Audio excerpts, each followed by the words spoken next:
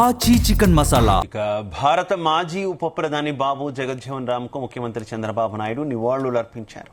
బాబు జగజ్జీవన్ రామ్ 118వ జయంతిని పురస్కరించుకొని క్యాంపు కార్యాలయంలో ఆయన చిత్రపటానికి నివాళులు అర్పించారు.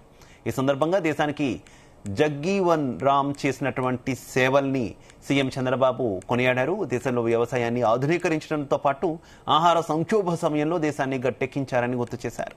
పారిశ్రామిక వివాదాల చట్టం, కనీస వేతనాలు, ఇక ప్రావిడెంట్ ఫండ్ లాంటి ఎన్నో సంస్కరణలు అమలు చేసిన మహనీయుడంటూ పేర్కొన్నారు.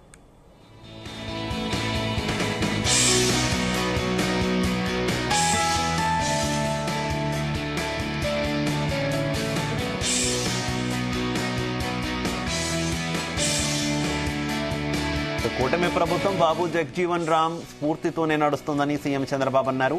ఎస్సీలోని అన్ని కులాలకు సమాన అవకాశాలు దక్కాలని వర్గీకరణ చేశామన్నారు. దళిత వర్గాలకు న్యాయం జరగాలన్నదే తమ విధానమని, ఎస్సీల అభ్యున్నతి కోసం పనిచేసిన పార్టీ టీడీపీనే అని తెలిపారు. ఉమ్మడి ఆంధ్రప్రదేశ్లో జగజ్జీవన్ రామ్ రాష్ట్రమంతటా పర్యటించారని, ఎన్టీఆర్తో ఆయనకు సన్నిహిత సంబంధాలున్నాయని అన్నారు. బాబు జగజ్జీవన్ రామ్ విగ్రహాన్ని దేశంలోనే తొలిసారిగా హైదరాబాద్లో ఏర్పాటు చేసి ఆయనకు నివాళులు అర్పించినట్టు గుర్తు చేశారు.